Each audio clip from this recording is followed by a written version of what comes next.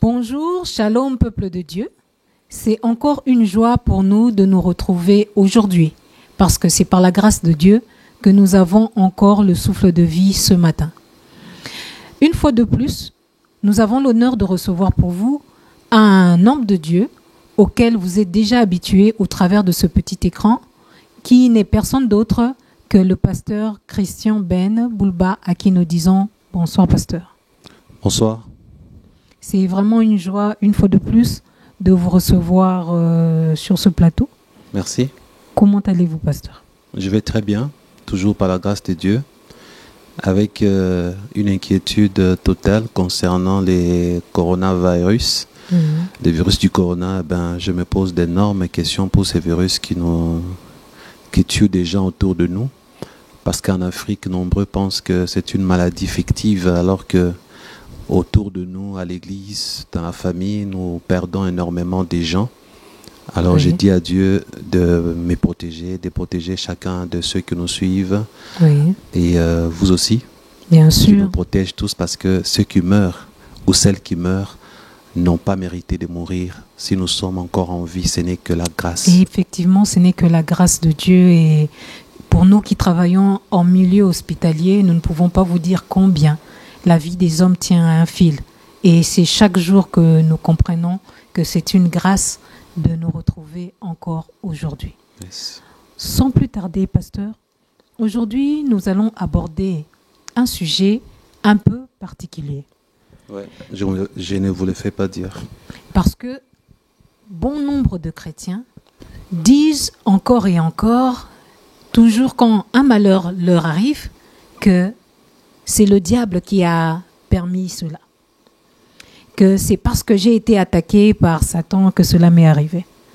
Alors, nous aimerions comprendre aujourd'hui, pasteur, y a-t-il une part de responsabilité de l'homme et du diable dans les malheurs qui frappent?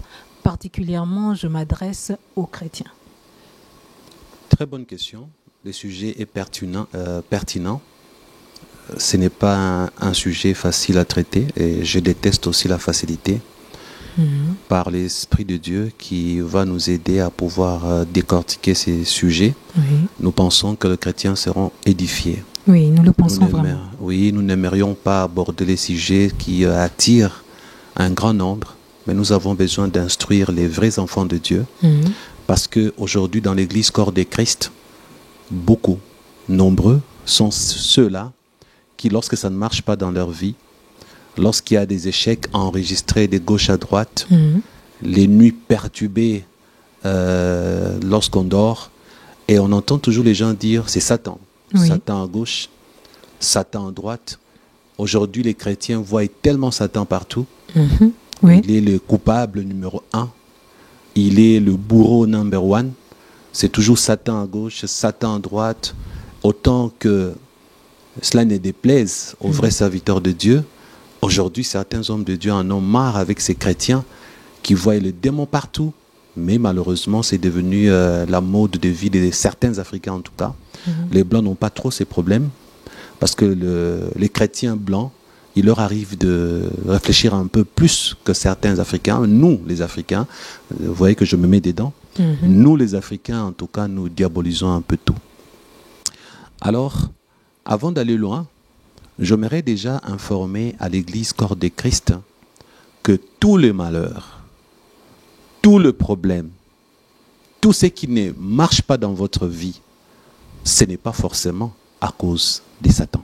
Ah bon, pasteur, mais expliquez-nous, parce que je ne dis pas combien de fois il nous est arrivé d'incriminer le diable, même pour des brindilles, si je peux le dire comme ça. Si je peux être clair, oui. On dirait que le diable, c'est lui qui a perverti l'humanité. C'est lui qui a induit Adam et Ève en erreur. Oui, exactement. Et nous dirons réellement que c'est à cause de lui que le péché est entré dans le monde. Donc la culpabilité du diable, c'est sur le fait qu'aujourd'hui, le mal, c'est lui qui a apporté le mal. C'est lui qui a introduit les péchés dans le monde. C'est lui. Oui.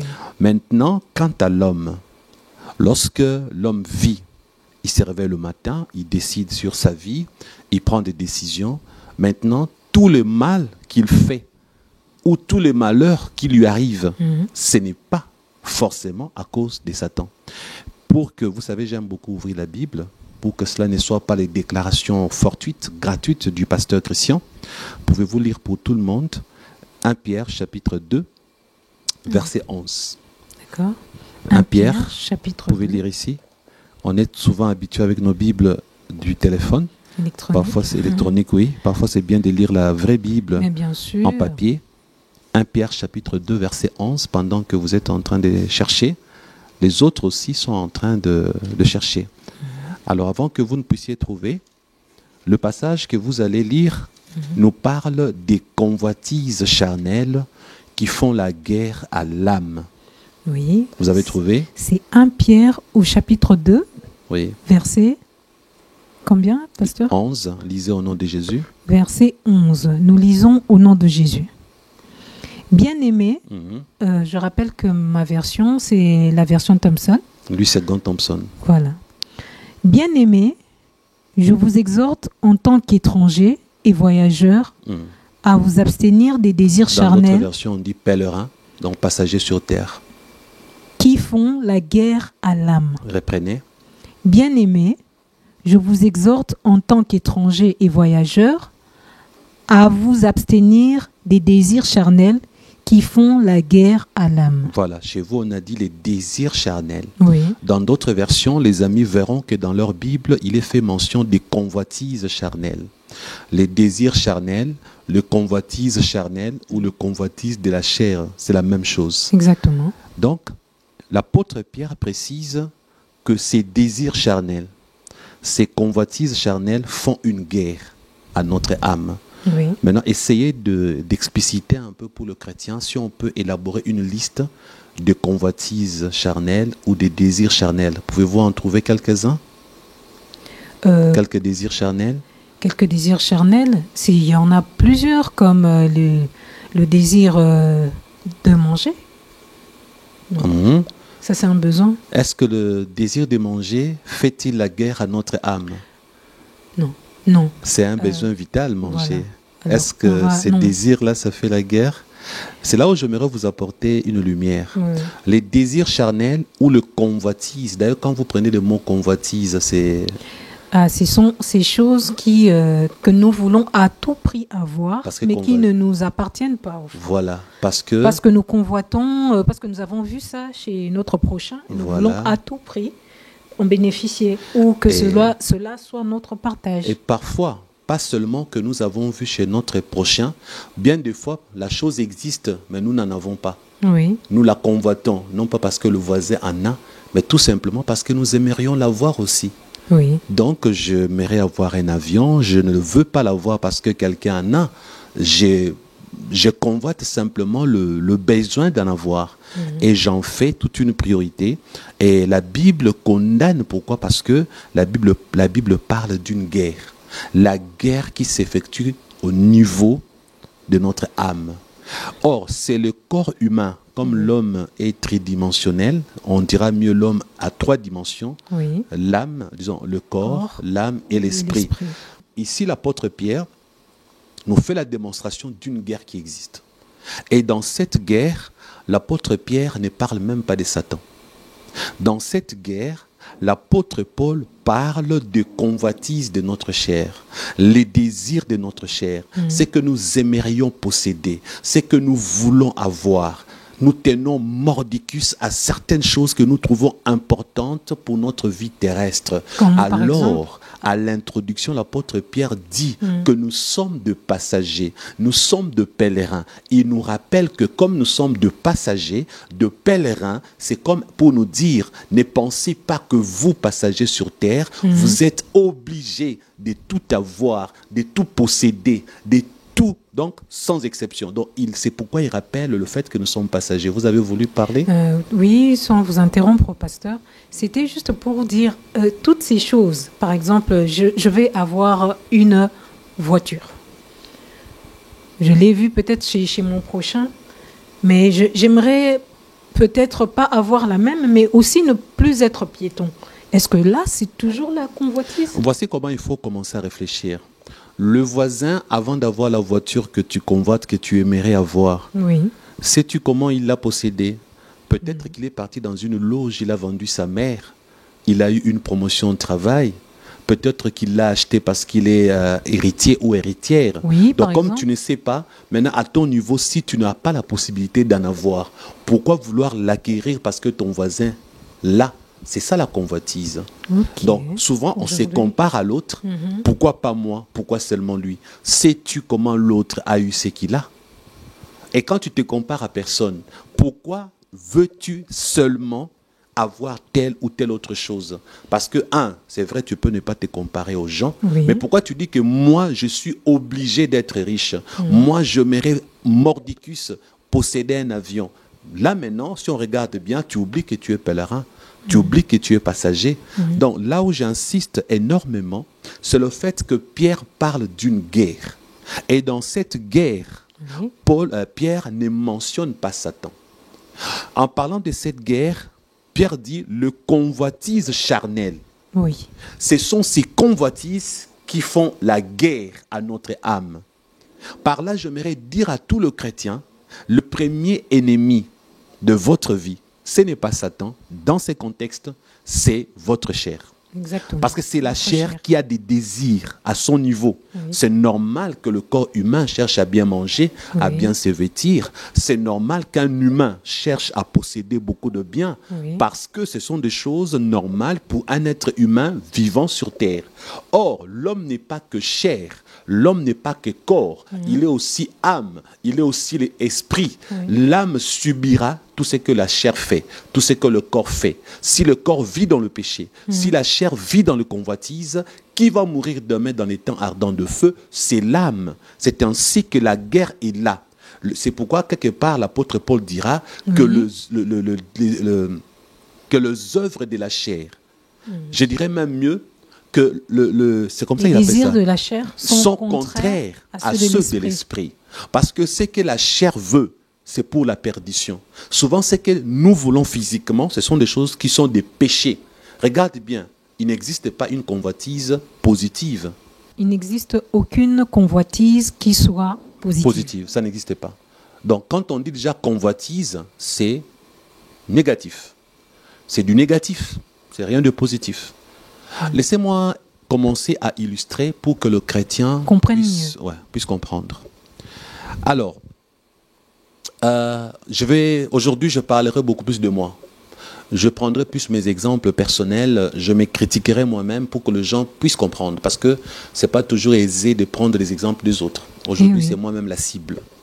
Alors, comme je suis la cible aujourd'hui, je me souviens quand j'étais, d'abord, premièrement, je me suis retrouvé, par rapport à mon témoignage, chassé par mon père à cause de Jésus et récupéré par les missionnaires. Les missionnaires sont des blancs. Il y avait Jacques-André Vernon qui était d'origine suisse, parce que c'est un Congolais, un blanc congolais, mais d'origine suisse. Il y avait Maman Down Sawaski qui est canadienne. Donc là, ayant vécu mon enfance depuis tout petit à l'âge de 7 ans, on fréquentait déjà la famille Jim Sawaski avec mon père. J'avais quelque chose qui provenait de la race blanche. J'avais acquis une façon de réfléchir. D'ailleurs, vous, ma femme, vous avez souvent ces problèmes-là avec moi. À certains moments de notre existence, vous savez qu'il y a, souvent je vous dis, mais il ne faut pas faire comme ça, c'est vous les Africains, tu me dis, mais toi aussi tu es Africain. Oui, ça. Tu me le dis souvent. Oui. Et je te rétorque, je dis, mais attends, je n'ai pas cette mentalité comme... voilà. Donc nous avons souvent un peu, c'est rien de mauvais, mais je mentionne. Je mentionne pour dire que souvent je lui fais des remarques, je dis ça c'est vraiment purement africain, c'est purement congolais ta façon d'agir. Et regardez, je suis africain aussi. Mais le fait que je suis resté longtemps avec la race blanche, il s'est fait que j'avais changé une façon de voir. C'est là où j'ai une mauvaise nouvelle qui ne va pas beaucoup plaire les amis qui nous écoutent. Excusez-moi, hein, je vais dire une vérité. Vous voyez le métis. Ceux qui sont issus, qui sortent de familles où papa est blanc, maman est noire. Oui, ou encore... Prenons seulement pour prenons blanc les et noirs, noir. blanc Parce et que noir, quand on parle métis, il y a aussi arabe, il y a aussi... Mais prenons seulement blanc et noir, comme chez nous en Afrique. Alors, je ne sais pas ce qui se passe ailleurs dans d'autres pays africains, mais pour la RDC, en général, le métis Congolais, parce qu'on ne connaît pas ce qui se passe ailleurs, aiment se marier entre eux. C'est en général. Oui. Vous n'avez jamais remarqué? Si. N'est-ce pas? Oui, c'est pas faux. Voilà. Alors, puisque dans mon enfance, j'avais des Blancs que j'ai côtoyés, ce qui fait que certains Blancs avaient épousé les Africains, donc noirs comme moi, comme toi, et il s'est fait que il y avait des métis, leurs enfants qui étaient des amis, on parlait, on causait. Oui. Grande a été ma surprise. Lorsque j'ai dit bien, 80% de ces métis m'ont répété une chose. Nous aimons beaucoup conserver la couleur de la peau. Ah bon? Oui. C'est vrai ça? Oui, je suis en train de dire ce que j'ai vécu. Ok. Parce que tout le monde sait l'église là-bas, on a commencé en 84. Cette église qui appartenait, c'était le pasteur Jacques-André Vernon, un blanc, et c'était à l'époque l'unique église où on trouvait beaucoup de blancs, j'ai dit à l'époque. Ok. Parce que c'était la première église francophone de notre pays. Oui. Et comme c'était la première église francophone, tout le Belge, les Canadiens, le Français, tous ceux qui parlent français venaient prier à la borne. Alors il s'est fait que, comme il y avait de métis, on les fréquentait depuis l'enfance. En grandissant, on savait que le métis, en général, aime conserver la couleur de la peau qui est blanche. Oui. Et vous-même, vous savez qu'en Afrique, en général, beaucoup d'hommes africains aiment épouser le métissé, Oui. ou alors le femme au teint clair. Oui. C'est pourquoi certaines femmes se blanchissent la peau en Afrique. Pourquoi? Pour trouver mariage. Parce que la femme qui brille comme l'or, qui a les teints dorés, attire facilement l'homme, n'est-ce pas? Oui. Alors, vous voyez, je commence par là pour dire que dès l'instant où une personne d'une certaine race commence à ne vouloir qu'une certaine couleur, c'est de la convoitise. Exactement. Oui, c'est de la convoitise. Pourquoi? Oui, tu es métisse, tu veux épouser qu'une métisse. C'est de la convoitise. Donc, tu ne convoites que la peau claire. Maintenant, moi, ayant grandi au milieu d'eux, à un certain moment, je m'étais rendu compte que tout ce qui était foncé, était foncé, posait problème dans la société. Mais je ne pouvais pas me blanchir la peau. Alors, à un certain moment, je me suis dit, attendez, si j'épouse une femme du même teint que moi, j'ai fait des enfants du même teint que moi, eh ben, on aura un problème dans cette société, puisque tout le monde veut être clair de teint, c'est les gens clairs qui ont plus de succès. Alors, je me suis dit, je trouverai seulement qu'une femme de teint clair. Ah bon? C'est aussi une convoitise. Ah bon? Bien sûr, parce qu'elle plaît à la chair. Exactement. Là, je me critique. Donc, en ces moments-là, on peut dire que j'étais dans la convoitise. Oui. Oui, parce que cette façon de choisir, ce n'est pas les désirs de l'esprit. Ce n'est pas mon âme qui veut la peau claire. Alors, en ce moment-là, c'est aussi une convoitise. Ah bon? Alors, ce n'est pas encore fini. Je me souviens, je vais toujours parler un peu du mal de moi. Je vais illustrer par mes exemples pour que les gens s'y retrouvent. Ok. Alors, je me souviens, il y avait par exemple, je vais vous montrer que la convoitise ne conduit qu'au péché. C'est pourquoi j'ai dit qu'il n'y a pas de convoitise Positive. Alors, un jour, quand j'étais journaliste au travail, il y a une sœur qui m'aimait beaucoup. Elle était spirituellement stable, elle était très jolie, elle m'aimait énormément. Et j'avais compris par sa façon d'être, de m'approcher, qu'elle était déjà amoureuse. Hein. Ok. Parce que les femmes africaines, quand elles aiment déjà, elles n'ont pas le courage de venir déclarer leur amour. Oui. Mais C'est elles pas le font c'est pas dans la leur culture. Hein. Voilà. Mais elles ne s'empêchent pas de commencer à les manifester par des actes. Exactement. Et puis en me faisant de beaux yeux, en entrant dans mon bureau. Et j'avais déjà compris. Et comme j'avais compris, j'ai dit, bon, je l'ai regardé. Ma première question était, est-ce qu'elle est jolie? La réponse était oui. La deuxième question, est-ce que c'est une très bonne chrétienne? La réponse était oui. Est-ce qu'elle est intelligente? La troisième question. La réponse était oui. Quatrième question, est-ce qu'elle est épousable? La réponse était oui. Maintenant, la cinquième question, est-ce qu'elle est mon goût? C'est là où maintenant j'ai regardé la couleur de sa peau. Elle a été foncée. Oh là là. Ah. Alors, comme j'ai mis pour critère ne trouver qu'une femme de teint clair, en soi, en ces moments-là, ça devient un problème pour moi. J'ai dit non. Exactement, vous ne pouvez pas l'épouser. Voilà. Alors, je me suis dit, d'abord, je sais que je ne veux pas l'épouser, mais je suis curieux de savoir si je me trompe par rapport à ses attitudes et son comportement. Laisse-moi d'abord essayer de faire comme si je l'aime pour savoir si réellement elle est amoureuse comme je suis en train de soupçonner. Alors, pour le faire, il fallait qu'elle ait confiance en moi. Exactement. Alors, une femme qui est déjà tombée amoureuse de toi, messieurs, Elle ne peut pas t'avouer son amour si elle n'est pas sûre que toi aussi tu as la même chose pour elle. Exactement. Alors la seule technique pour comprendre si une femme t'aime déjà, c'est de lui faire croire que tu l'aimes. Alors je commençais à la faire croire que je l'aimais. Alors je l'ai amenée sur le terrain de qu'est-ce que tu en penses? Sa réponse, c'était tic-tac, hein, c'est tic-tac. Ah bon, elle n'a pas attendu comme les autres femmes. Non, je vais un peu Non, réfléchir. elle et ne voulait tout. pas perdre l'opportunité. Parce qu'à Ok. l'époque, j'étais ces jeunes gens, ces jeunes hommes, toutes les sœurs couraient après. Je l'ai toujours dit, hein, c'est pas pour ma... Ça fait honte, parce que mais je mérite quand même me critiquer moi-même. Bien sûr. Nous étions ces jeunes hommes à l'église La Borne, où que les sœurs couraient après, et on n'avait pas bonne réputation. Quand je dis on, il y en avait deux à l'église, je ne citerai pas le nom du deuxième. Ok. Il y avait deux jeunes pasteurs qui, à l'église La Borne, avaient un peu mauvaise réputation. Ok? Donc, permettez que je parle un peu du mal de moi. Alors, maintenant, elle a dit oui. J'ai dit pardon. Dit à peine je vous dis que je vous aime, que j'aimerais vous avoir pour future épouse. Vous ne demandez pas d'aller réfléchir. Vous ne me dites pas il faut aller prier. Automatiquement, vous me dites oui. Elle me dit mais attendez, ben, puisque je vous aime déjà depuis. Ah, ok. Donc, elle a finalement pu vous avouer ce qu'elle Ouais. avait dans son cœur. Je vous aime depuis. déjà depuis. Oui. Vous ne l'avez pas constaté? Ah, j'ai dit, ben oui, hein. Oui. Ok, maintenant je me suis dit, mais tiens, je lui ai fait croire que je l'aime. Et maintenant, je découvre que je ne me suis pas trompé, qu'elle était réellement amoureuse de moi depuis. Et là, elle dit déjà oui tout de suite là. Je fais quoi? Donc, je me suis retrouvé automatiquement fiancé à une sœur qui m'aimait déjà. Ah bon. Alors, à ce moment-là, maintenant, qu'est-ce qui posait problème? La couleur de sa peau. Parce que moi, j'en avais fait tout un problème. Je me disais au fond de moi, non, je ne veux pas d'une femme de teint sombre comme moi. Il faut un peu de mélange. Il faut un peu de coca et de Fanta ensemble pour produire un mélange. Hein, on ne peut pas quand même prendre du café sans lait. Ça ne fait pas beau à voir. Ça, c'est selon moi. Donc, bref. Mais qu'est-ce qu'il fallait faire? Et à ma honte, je m'aimerais dire aux chrétiens qu'en ces moments-là, je suis un jeune frère qui déjà est dans le ministère pastoral. Je suis pasteur stagiaire. Mais attention, vous avez dit que vous vous êtes retrouvé fiancé. Alors Parce que quand tu fais, Bon. elle a accepté. Mais ok. la parole, qu'est-ce que Dieu a dit?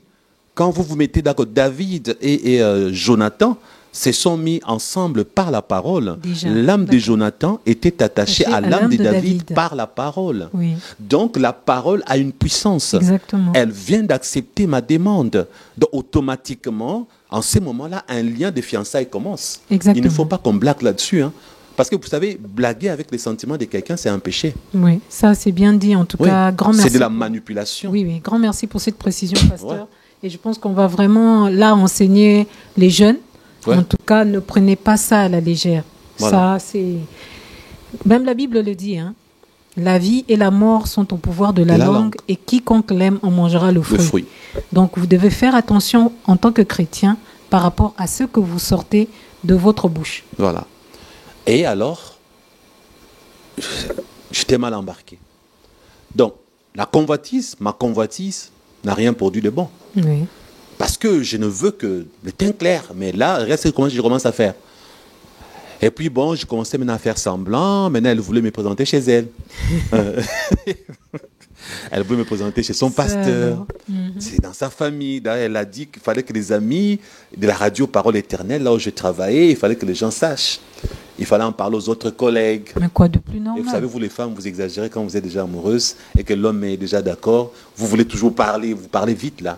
Non, mais quoi de plus normal? Pourquoi non. cacher? Mais c'est ça le problème. Et s'est mis à parler autour. Tout le monde était déjà au courant. Ben, il y en a qui venaient féliciter. Alors, c'est là où la convoitise qui a provoqué ces problèmes-là va engendrer, et c'est là où j'aimerais que nous puissions ajouter un verset très important. Ouvrons dans Jacques chapitre 1, verset 14 à 15. Jacques chapitre 1, verset 14 à 15. Nous allons lire quelque chose.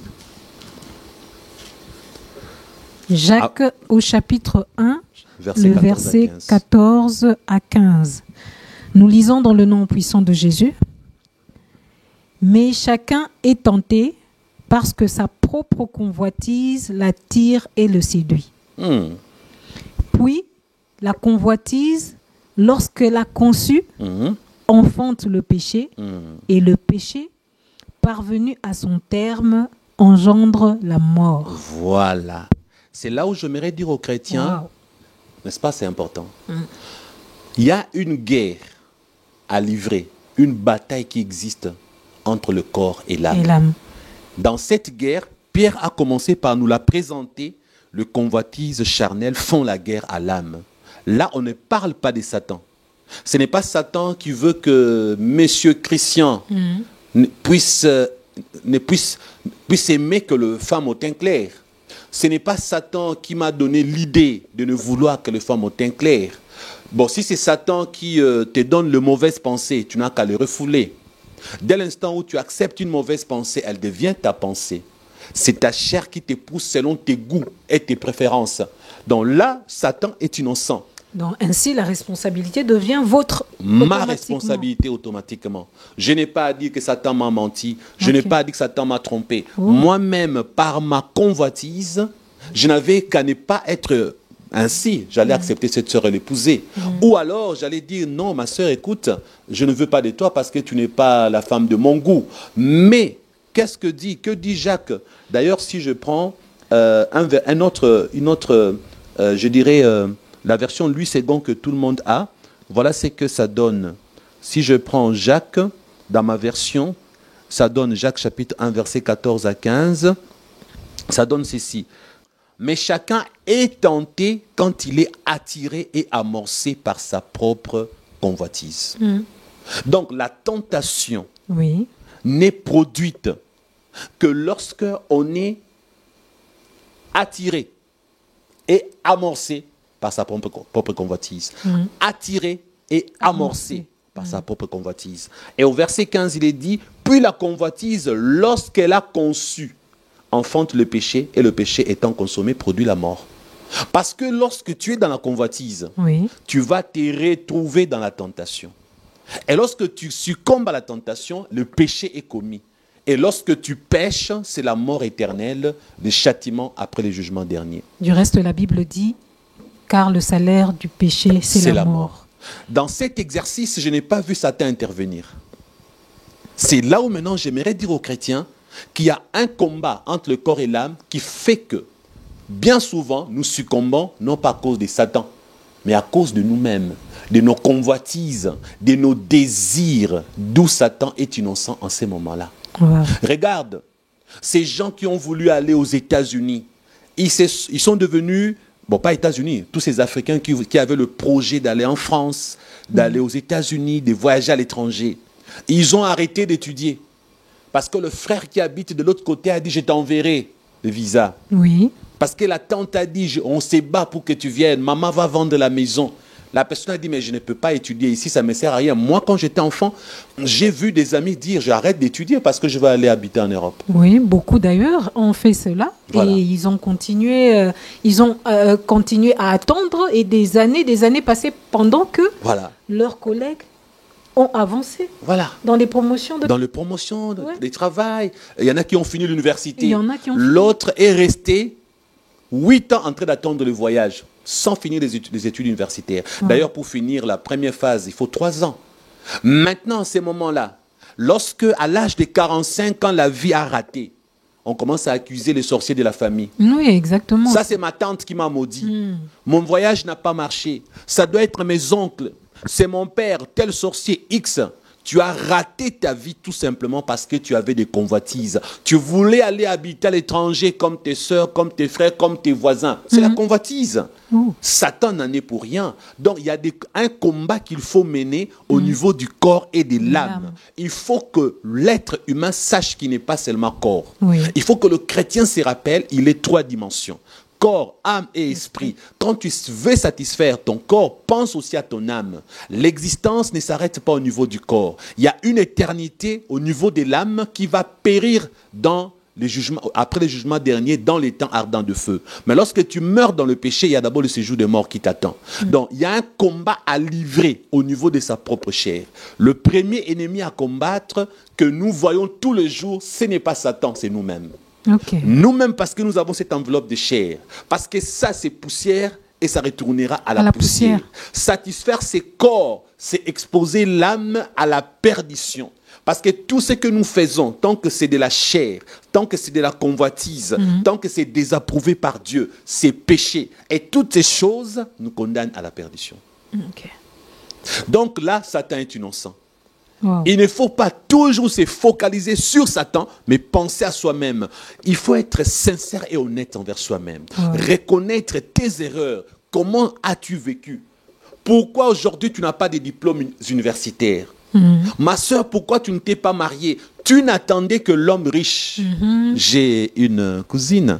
Lorsque nous sommes partis enterrer ma tante, nous avons vu son fiancé qui est un beau gars. Bien sûr. Un monsieur courtois. Oui. Qui s'est permis d'acheter à manger à, à ses futures belles-sœurs, parce qu'il a encore fiancé. Moi, je me disais même que c'est un petit riche.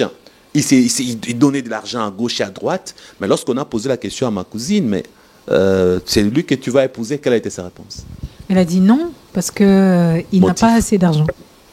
Écoutez, ma cousine qui dit non, je ne sais pas si c'est lui que je vais épouser, il n'a pas beaucoup d'argent. Alors que, sans oublier, déjà, elle franchit la trentaine. Elle a dépassé la trentaine. Elle a déjà dépassé l'âge des 30 ans. Et attends, c'est aussi une fille mère, hein, qu'on se le dise. Alors? Elle était svelte, elle avait la bonne taille, elle avait la démarche des parents, elle marchait comme une fée, avec les allures d'une sirène. Mais aujourd'hui, elle ressemble à quoi? À une femme qui a pris un peu de l'âge, avec de rondeur. Oui, elle a pris du poids, je ne sais pas son nom, t'en fais pas. Oui, je sais. Oui. Mais elle oublie qu'elle perd son éclat de la jeunesse. Exactement. Elle veut se faire passer pour une femme très importante, au point de vouloir dire, je veux un homme qui a beaucoup d'argent. C'est la convoitise. Peut-être parce qu'elle a vu des amis qui se marient à des hommes un peu plus riches ou qui ont une vie aisée. Alors, elle se dit, bon, moi aussi, j'aimerais mener ce genre de vie, avoir tout à souhait. Et bon, alors que quand tu as une opportunité comme ça qui se présente devant toi, tu ne la saisis pas et demain, tu cherches les sorciers de la famille. Pour trouver son âge, je te donne l'année de sa naissance. Elle est née à 83. Elle a quel âge? Elle doit avoir 37 ans, sauf imprévu. Sauf si je ne me trompe dans mes calculs. Toi qui pensais qu'elle avait moins de 30 ans, je t'annonce son âge. Elle est née à 83. Mais elle est à la veille de sa quarantaine, donc elle est censée doubler, je dirais même tripler de vigilance. On ne blague pas. Et demain, à l'âge de 45 ans, ça sera le sorcier de la famille. Exactement. Non, c'est encore les liens. Les liens familiers. Esprits familiaux. Les liens familiaux, esprits familiers. Parce que Pasteur Christian avait prêché, ça ne peut être que les sorciers de la famille. Ça ne peut être que les liens familiaux, ça ne peut être que les esprits familiers. Il y a... Oh non. Or non. Non. Mais Pasteur Christian, sans vous interrompre, alors ça veut dire qu'il y a de ces personnes qui incriminent le diable alors que ce qu'ils vivent comme malheur aujourd'hui, c'est de leur propre faute. C'est de leur propre faute, le mauvais choix. Mauvais choix. Voilà où je voulais en venir. Voilà, le mauvais choix. Et au mauvais moment. Et au mauvais moment. Nos choix et nos décisions gouvernent toute notre vie. Les gens doivent retenir ça dans leur tête. Nos choix et nos décisions gouvernent toute notre vie. Ce n'est pas d'abord Satan qui gouverne. C'est d'abord nos choix et nos décisions. Je suis aujourd'hui la sommation de tout ce que j'ai décidé hier. Ok. Et je serai l'addition demain de ce que je décide aujourd'hui. Donc chacun de nous est la sommation de toutes les décisions du passé au présent. Et chacun ne deviendra dans son futur que l'addition de tout ce que la personne décide au présent. Oui. Wow. Et d'ailleurs, la Bible dit, aucune tentation ne nous est survenue qui n'ait été humaine. La Bible dit que la tentation, c'est au niveau de la chair. La tentation spirituelle n'existe pas. Parce que même si c'est Satan qui te tente, il ne te tente pas au niveau de l'esprit. Il te tente au niveau de la chair, le corps. Ouais. Aucune tentation ne nous est survenue qui n'ait été humaine. Parce qu'avec la tentation, la Bible dit, Dieu prévoit toujours le moyen pour que nous puissions nous en sortir. C'est là où il y a notre choix. Le moyen, Dieu le prévoit. Comment tu fais pour saisir le moyen que Dieu a prévu pour que tu ne tombes pas dans la tentation. Les moteurs, c'est ta décision. Okay. Qu'est-ce que tu décides lorsque tu te découvres que tu es tenté?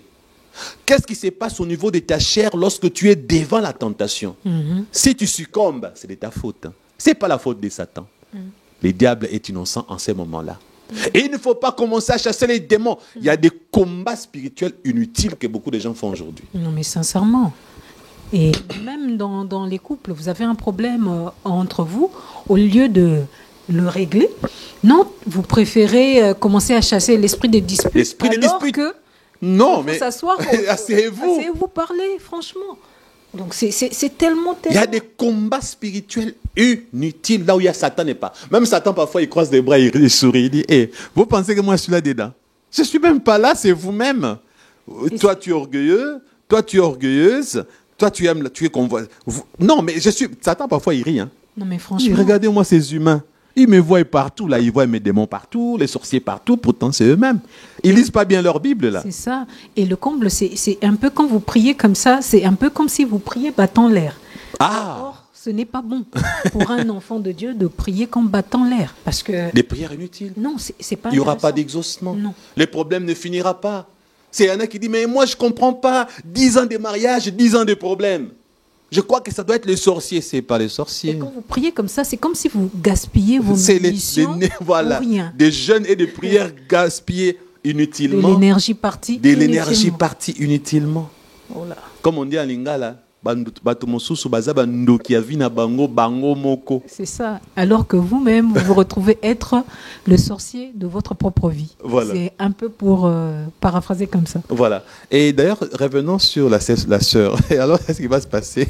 Comment l'histoire est finie? Oui. Terminons, revenons. Pas curieuse. Bien sûr, j'aimerais savoir. En tant que femme, il faut être curieuse, non? Qu'est-ce qui s'est passé? Je me suis retrouvé fiancée avec une sœur. Avec une sœur, elle a voulu publier. Alors, c'est là où la Bible a raison. Ah bon? Oui. À quel sujet? Parce que, qu'est-ce que Jacques a dit là? Jacques a dit... Oui, la convoitise, lorsqu'elle a conçu, elle enfante le péché. Et le péché arrête d'abord le péché. D'accord. La convoitise, étant consommée, enfante quoi? Les péchés. Oui, les péchés. Donc tu ne peux pas entrer sur le chemin de la convoitise, bien la goûter, la digérer sans péché. Alors maintenant, pour vaincre ma convoitise, je devais m'en sortir par le péché. Alors, oui. Vous savez ce que je fais? Non. Alors j'aurais dû dire ça à quelqu'un d'autre. Toi, tu es là, tu essaies d'écouter. Bon, toi, tu fermes tes oreilles. Je ferme mes oreilles. Toi, tu fermes tes oreilles. Hein? Okay. Tu promets, tu fermes tes oreilles. Ok. Rien entendu.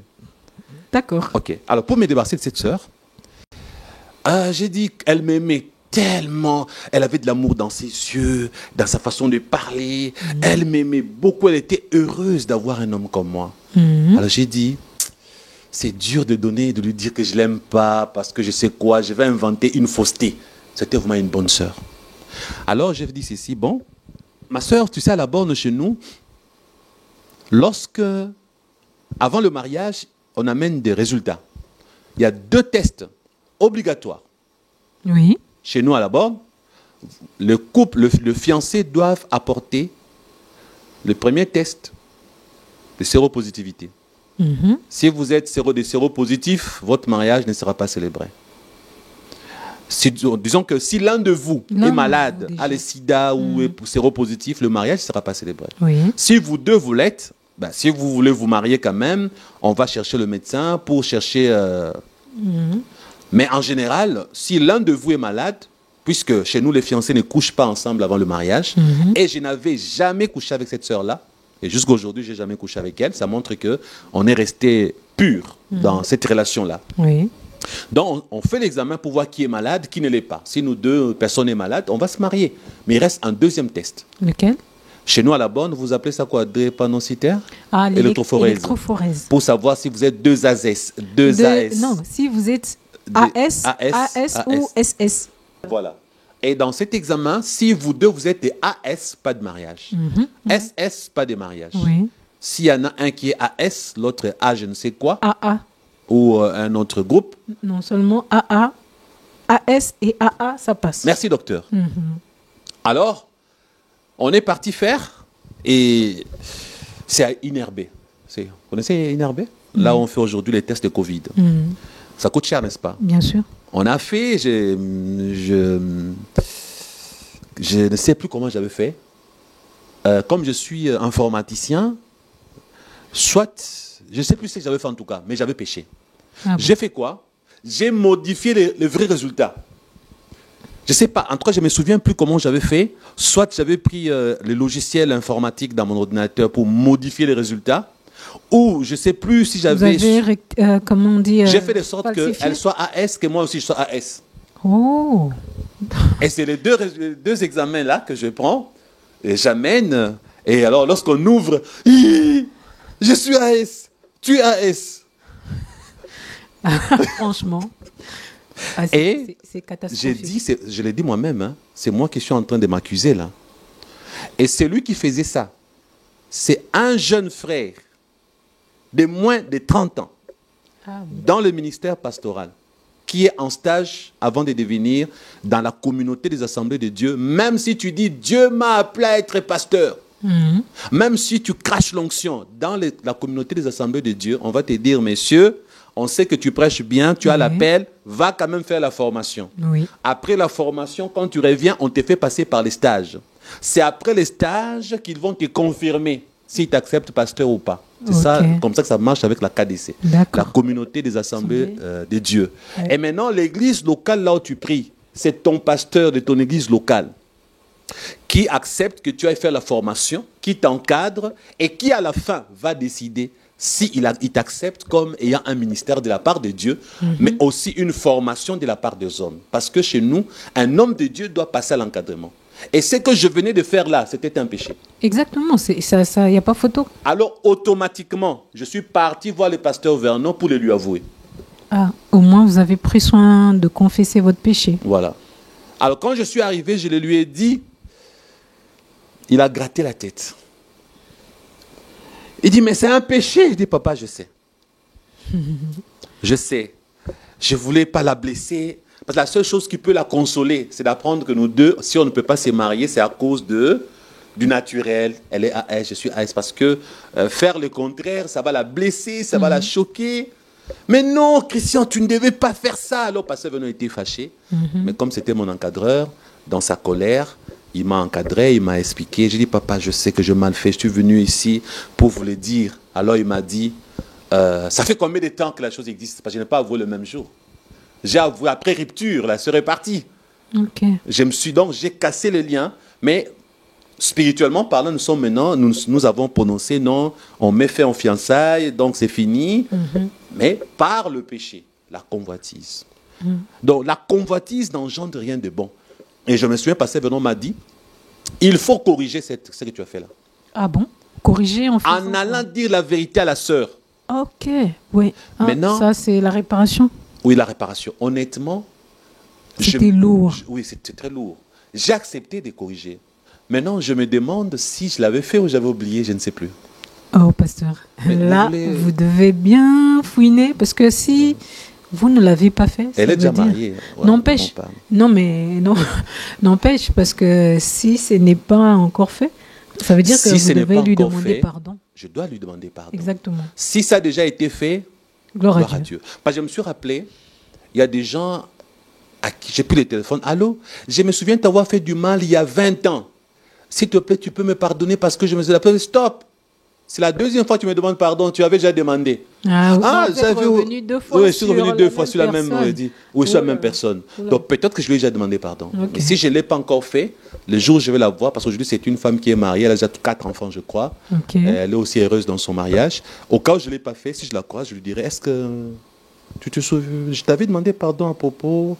Si elle me dit non, je dis, pardonne-moi, je croyais. Donc bref. Donc, j'ai dit ça pourquoi?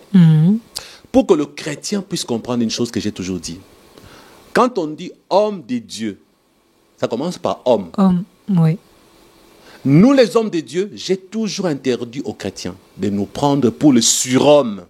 Pour des anges. Pour des anges, c'est là où beaucoup de chrétiens ont échoué. Frères et sœurs, Ils tombent de nu. Hein. oui, ils tombent de nu. Ne placez jamais votre confiance en un homme de Dieu. Placez votre confiance en Jésus-Christ. En Dieu lui-même. En Dieu lui-même. Pasteur Christian, c'est un homme. Supposons maintenant que cette sœur, un bon matin, s'est réveillée et disait au public, cet homme m'avait menti que j'étais AS, je suis parti me marier, j'ai vu que mon test, je n'ai jamais été AS. Maintenant, pour sauvegarder mon image et mon ministère, je dois maintenant dire, elle a menti. C'est comme ça que font beaucoup de pasteurs. C'est comme ça que font beaucoup d'hommes de Dieu. Ils refusent de reconnaître leurs péchés parce qu'ils ont commis ces péchés pendant qu'ils étaient dans le ministère. Beaucoup de chrétiens et des serviteurs de Dieu aujourd'hui ont du mal à se dévoiler parce qu'ils se disent quand j'étais païen, c'est facile de dire j'ai tué, j'ai assassiné. C'est facile. Oui. J'ai volé, j'étais païen. Oui. Mais maintenant, je suis pasteur, je suis chrétien. Si les gens apprennent que j'ai fait ces péchés en tant que pasteur, je suis mal barré, ma réputation. Non. Si un bien-aimé qui nous suit en ce moment dit à cause de ce que pasteur Christian a dévoilé, je ne veux plus le suivre, il est libre. Les gens ne sont pas des moutons. Exactement. Comme les gens ne sont pas des moutons, ils ont le libre arbitre de dire je ne veux plus de pasteur Christian. Je ne veux plus le suivre. Il vient de reconnaître qu'un jour il a menti à une sœur pendant qu'il était en période de formation dans le ministère. Oui. Nous sommes des hommes de Dieu. Maintenant, la question est de savoir, ce jeune homme, au début de son ministère, qui a fait ça, est-ce que c'est le même homme jusqu'à aujourd'hui? Oui, autant d'années après. La réponse est non. Parce que les années sont passées, un jour avec la maturité. Rappelle encore aux frères qui nous suivent, le seul pasteur à l'époque qui m'a beaucoup supporté, qui m'a beaucoup aidé pour que je devienne un homme mature, c'est le pasteur Jacques-André Vernon. Oui. Et j'étais dit, à toi, ma femme, il m'a laissé un héritage avant de mourir. Qu'est-ce qu'il m'a dit? Ne méprise jamais la grâce. Pourquoi? Parce que le salut de mon âme en dépend. Okay. Pasteur Vernon m'a appris une chose. Montre-toi aux hommes tels que tu es. Ne sois jamais hypocrite. Que ceux qui vont t'aimer t'aiment pour ce que tu es réellement. Que ceux qui vont refuser ton ministère refusent ton ministère parce qu'il y a d'autres bons pasteurs. Tu n'es pas le seul bon pasteur. S'ils ne veulent pas de toi, il y a d'autres bons pasteurs qui vont s'occuper d'eux. Exactement. C'est ainsi que je n'ai jamais eu honte de dire aux gens que j'ai permis à ma femme de se maquiller, de porter les boucles d'oreilles et au besoin de mettre même le faux cheveux. Je l'ai dit et j'ai toujours répété. En ces moments-là, peux-tu dire aux gens, qu'est-ce que ton mari n'a pas peur de quoi? À propos des gens, de ce que les gens disent et pensent. Toi, tu me connais. Dis-leur. Non, mon mari n'a pas peur d'être rejeté par les gens. En tout cas, de ceux qui disent, de ceux qui peuvent penser de lui. Il préfère dire la vérité, servir Dieu, plutôt que d'entrer dans des magouilles ou dire des choses pour plaire aux oreilles de ceux qui le suivent. Et ma propre femme m'a toujours dit, mais chérie, attends, ne fais pas ça. Si tu fais ça, les gens diront que. Si tu dis ça, il y en a qui vont plus t'aimer, fais attention. Qu'est-ce que je te dis en ce moment-là? Quand je te réponds, toi, ma femme, dans les coulisses, là, je te réponds quoi? Il dit qu'il s'en fout. Je dis à ma propre femme, je m'en fous. J'ai pas besoin qu'on m'aime. J'ai pas besoin qu'on m'approuve. C'est ce que je te dis. Oui. Je t'ai toujours dit, moi, je ne suis pas là pour dire qu'est-ce qu'ils vont penser de moi. Ils n'ont qu'à penser, ils sont libres. Oui, oui. Mais je dois dire la vérité. Exactement. Sa priorité, c'est d'avoir l'approbation de Dieu plutôt que des hommes. Voilà. Ça, en tout cas, retenez-les, c'est ça pour le pasteur Christian. C'est pour cette raison que je n'aime pas dire c'est le diable qui m'a menti, c'est le diable qui m'a trompé. Quand c'est ma propre faute, j'encaisse et j'assume. Satan n'est pas toujours coupable de nos fautes et de nos problèmes. Vous savez, un jour à la borne, j'ai dit ça dans un témoignage, je veux répéter ça ici. Ces jeunes pasteurs-là, ces jeunes hommes-là qui servaient Dieu, un jour, nous ne sommes parmi les jeunes gens de la borne, on nous appelait des tétès. Trop spirituels. Trop spirituel. C'est comme ça qu'on nous appelait. Ok. Parce que nous étions chastes, on n'avait pas connu de femmes, on n'avait rien comme péché. Notre jeunesse était une jeunesse de sainteté. Et le pasteur Vernon le savait. Tout le monde à la borne savait parce que depuis, on a commencé l'école des dimanches enfants. Nous étions très spirituels. Un jour à l'église de la borne, les jeunes pasteurs chrétiens D'ailleurs, là, je n'étais pas encore jeune pasteur. J'étais un jeune serviteur de Dieu en formation pour le ministère pastoral. Alors un jour, paf, je tombe dans un péché. Alors ça fait un scandale. Scandale parce qu'on ne dit pas lui. Mais pas lui. Et j'ai toujours dit aux gens, tous les amis pasteurs de l'époque, les aînés, je ne dis pas des aînés, pas ceux de ma génération, les aînés qui étaient avec Pasteur Vernon, comme ses assistants, ils m'ont tourné le dos. Ah bon? Ils m'ont tourné le dos. Et quand on m'a fait asseoir par le Pasteur Vernon, d'ailleurs, voici ce qui s'est passé. C'est un peu du genre, on dit, reconnais-tu avoir cassé cette télécommande? Maintenant, je sais déjà que tout le monde m'a tourné le dos. C'est normal que le pasteur Vernon me tourne aussi le dos. Oui. Je dis au pasteur, non, pasteur, on ne vous a pas bien expliqué. Je n'ai pas cassé que la télécommande. C'est qu'on ne vous a pas dit que personne ne sait ici. J'avais aussi cassé les téléphones. Donc, qu'est-ce que je fais ce jour-là? J'ai dévoilé même autre détail que ceux qui m'avaient détesté ne connaissaient pas. J'ai dévoilé pire que ce qu'eux savaient. Oh là là. Ouais. C'est comme un voleur, on lui dit, tu avais volé du pain. Il dit, oh, attendez, il n'y a pas que le pain. Pas que le pain. À côté du pain, il y avait même aussi un billet de $100. Pourquoi je l'avais fait? Parce que depuis mon jeune âge, j'ai appris une chose du pasteur Vernon. L'approbation de Dieu. Ok. Dieu voit ce qui est caché. Les hommes vont t'acclamer. Ah, pasteur Christian, un bon serviteur de Dieu. Après ma mort, vois mes péchés là que je cache là. Si j'en ai là. Je veux faire bonne figure là. Oui. Je vais être un ange devant le monde entier là. Si je meurs là, Dieu connaît ce que je fais dans la cachette là. Bien sûr. Dans les ténèbres là, Dieu me connaît. Oui. Maintenant, Dieu qui connaît ce que je fais dans les ténèbres, alors que je vais mentir au monde entier. Après ma mort, c'est l'enfer. Bien sûr. Ma chérie, mon salut passe avant tout. Mon ministère ne passe pas avant mon salut. Mon mariage ne passera jamais avant mon salut. Tu ne passeras jamais avant mon Jésus. Comme mon salut avec mon Jésus passe avant, Oui. je suis prêt que le monde entier me rejette. Le monde entier me refuse. Mais je ne suis pas prêt à être rejeté par Jésus. Il a dit, il dira à plusieurs, je ne vous ai jamais connu. Arrière de moi, serviteur du péché, de l'iniquité, vous qui aimez et pratiquez le péché. Frères et sœurs, Satan n'est pas coupable de tout ce que nous faisons. Oh. Il y a des choses à cause de nos convoitises personnelles. Quand je suis tombé dans le péché là, j'ai dit au pasteur Vernon, maintenant après pasteur Vernon, qu'est-ce qu'il a fait? Il a dit non, il a annoncé à tout le monde, il reste avec nous dans ses ministères parce que c'est la première fois que pareille chose lui arrive. Ah bon? Ça alors? Et il m'a gardé dans le ministère jusqu'à sa mort. Ah bon? Et vous savez, quand vous m'avez connu, vous m'avez trouvé où? À la borne, à la radio de la borne, en train de travailler. Oui. Et j'ai eu un contrat avec Canal+. C'est ainsi que j'ai dit aux amis de la borne, j'ai beaucoup travaillé ici. Votre salaire de la borne ne m'a pas permis d'acheter une maison, ne m'a pas permis d'acheter des vivres aisément. Et pasteur Vernon, je lui avais dit, pasteur, le salaire que vous nous donnez à la borne ici n'est pas grand. Il me disait toujours, si tu aimes l'argent, alors pars. Si tu aimes Jésus, reste. Alors je lui ai dit, j'aime Jésus, chaque chose a son temps. Et j'ai dit à mon pasteur Vernon, papa, si un jour Dieu te prend, je te promets qu'après ton départ, je ne resterai pas avec ces salaires. Et qu'est-ce qui s'est passé? Il est mort en 2012. J'ai attendu une année et en 2013, j'ai annoncé aux amis de la radio, je pars. Et c'est la même année que j'ai eu le contrat avec Canal+. Ok. Là où maintenant je suis parti travailler, j'ai pu concrétiser mes rêves d'être propriétaire d'une maison avant l'âge de 40 ans, par exemple.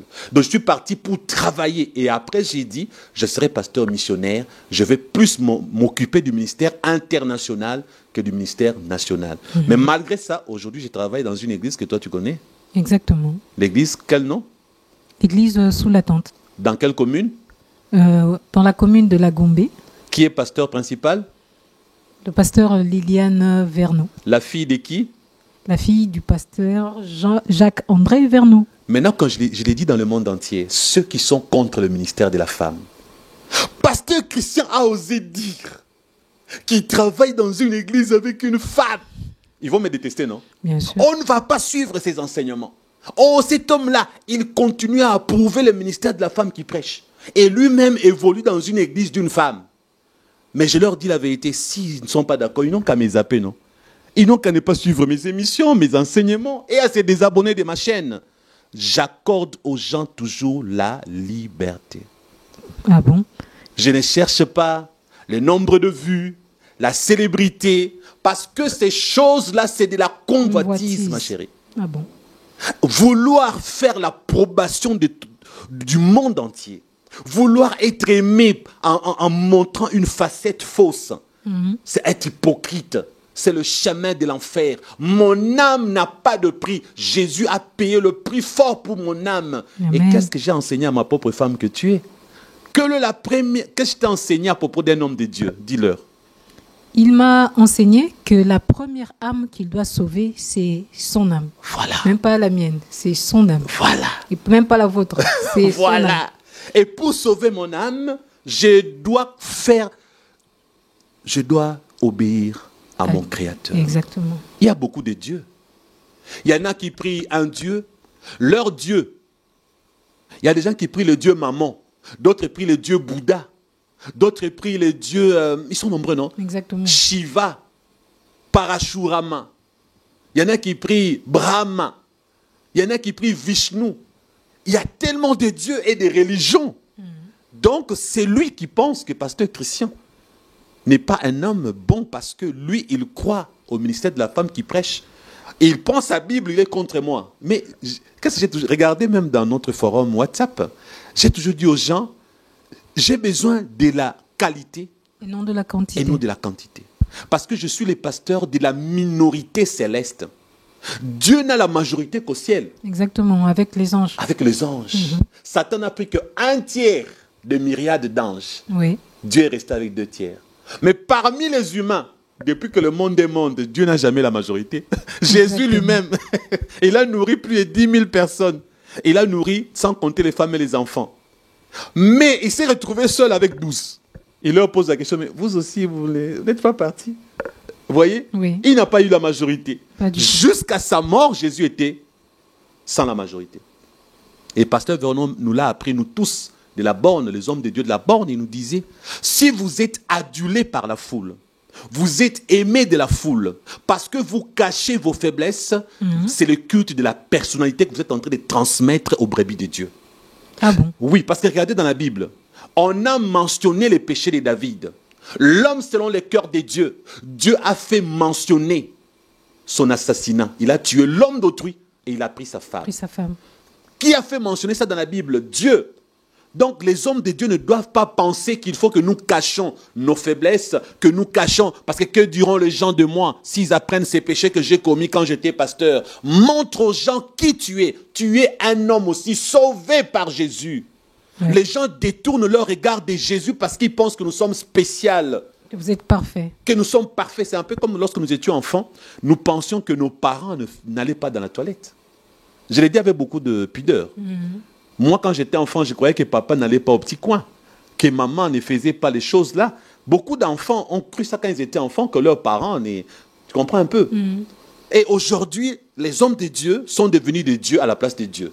Ils récupèrent la gloire de Dieu. C'est ainsi que lorsque, un bon matin, Dieu permet que ta vie soit dévoilée, les gens tombent de nu. Oh, pasteur Christian. Et Vernon m'avait dit une chose à l'époque. Je veux que tu sois un serviteur faible pour que Jésus te rende fort. Véridique, pas hypocrite. Dis toujours la vérité. Ceux qui aiment Jésus, ils aiment la vérité, ils te suivront. Ah bon? D'accord. Ce n'est pas toujours la faute de Satan.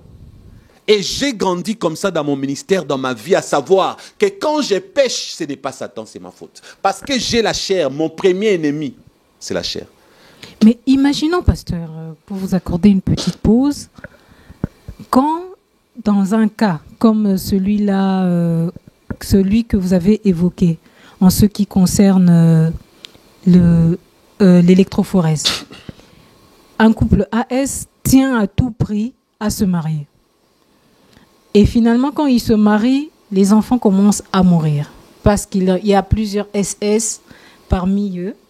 Et ils vont dire que c'est le diable. Très bonne réflexion. Que les gens m'excusent pour le nez parce que la climatisation ici, il fait très froid. Et c'est pourquoi mon nez dérange un peu. Qui m'excuse quand je fais... Je sais que ça dérange beaucoup de gens, parce que j'ai un peu la sinusite. Bon, on vous en prie. Maintenant, Vous êtes AS, vous dites, bon, on s'est marié quand même. Si vous l'avez su. Et après, les enfants naissent maladifs, de SS. Ce ne sera pas Satan. Vos décisions engendrent ou engendreront les résultats escomptés. Ça ne sera pas la faute de Satan. Et c'est ainsi que nous, à la borne, quand on trouve les AS, on refuse leur mariage. Ok. Mais dans ce cas, pasteur, une question me vient. Qu'est-ce qu'un chrétien doit faire pour se rassurer que derrière ce malheur qui le frappe, le diable n'y est pour rien? Qu'est-ce qu'il doit faire? Est-ce qu'il doit nécessairement entrer en retraite? Il doit prier pour savoir que derrière ce malheur qui me frappe ou qui frappe ma famille, se cache simplement nos mauvaises décisions ou encore une mauvaise observation ou encore le choix d'une convoitise? La réponse est dans Galates et dans 1 Pierre. Relisez encore 1 Pierre chapitre 2 verset 11. On va prendre la première réponse là-dedans.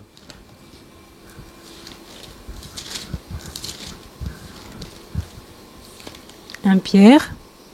Chapitre 2 verset 11. Relisez. 1 Pierre au chapitre 2, le verset 11. Relisez.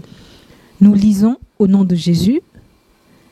Bien-aimés, je vous exhorte en tant qu'étrangers et voyageurs à vous abstenir des désirs charnels Ou des convoitises charnelles selon les versions.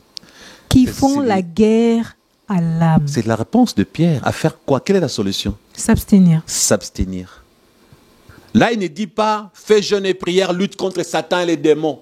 S'abstenir, c'est un exercice personnel. C'est à toi de prendre la décision. Je m'abstiens. Et là, nous tombons maintenant dans Galates.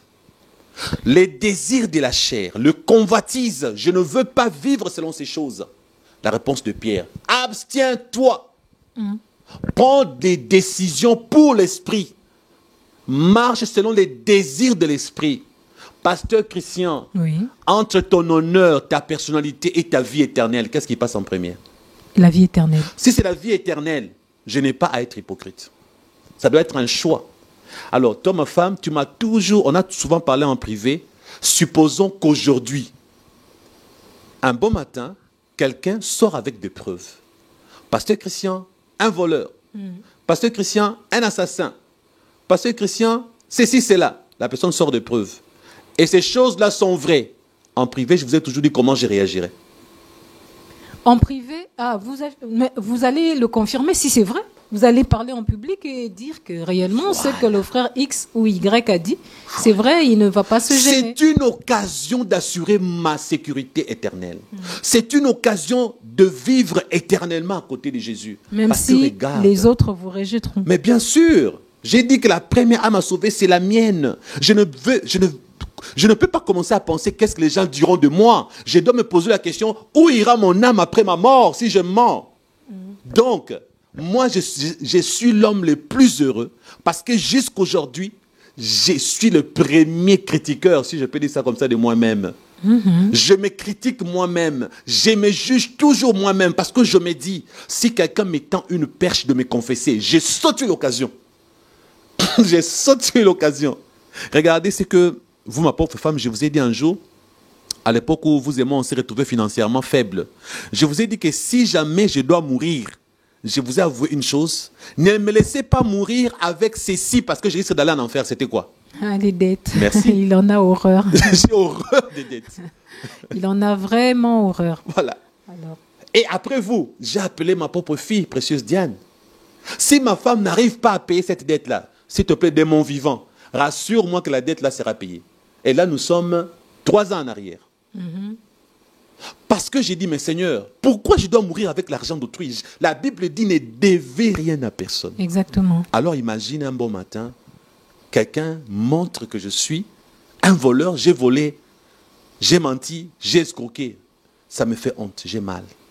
Quelle honte! Je suis prêt à arrêter avec le ministère pour sauver mon âme. Parce qu'en ces moments-là, comme Dieu vient de permettre qu'on me dévoile, vaut mieux arrêter avec le ministère. Frères et sœurs, j'ai réellement volé. Frères et sœurs, j'avais réellement menti. Ce qu'ils ont dit là, c'est vrai. Pardonnez-moi. Regardez, même le païen comprenne ça mieux que nous. Ah bon, comment? Bill Clinton, lorsqu'il a été... Affaire Monica Lewinsky. Monica Lewinsky. Lewinsky. Il y en a eu 2, non? Ouais. Il a demandé pardon en public. Il n'avait qu'un mandat. Mais les Américains lui ont donné un 2e mandat. Un être humain normal sait compatir devant la faiblesse de l'autre.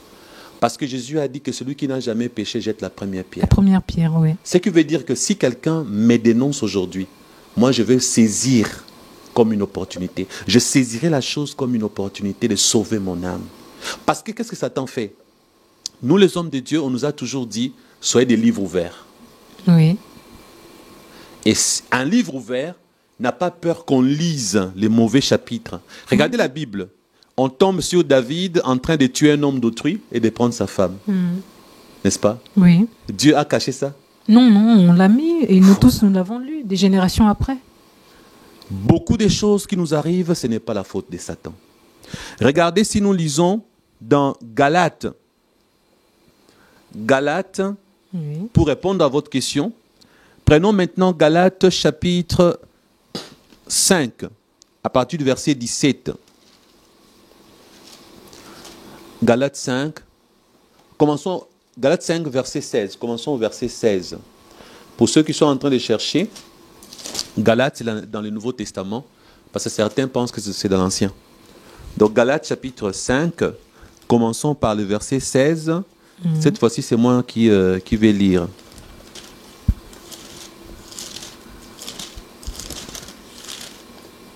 Oui, Galates 5, 16 à chapitre 17. 5, Jusqu'à 18. verset 16 à 18. C'est moi qui vais lire 16 cette à fois-ci. 18. Je vous en J'ai prie. dit donc, marchez selon l'esprit. Yes. Vous voyez la réponse de l'apôtre Paul? Et vous n'accomplirez pas les désirs de la chair. Paul n'a pas dit combattez les démons, chassez Satan, combattez les sorciers de la famille. Paul n'a pas dit voyez les diables partout, c'est sa faute. Paul a dit marchez selon l'esprit et vous n'accomplirez pas les désirs de la chair. Pierre a parlé, a dit que c'était une guerre que nos convoitises livrées à notre âme. Exact. C'est une guerre. Et Paul a dit arrêtez.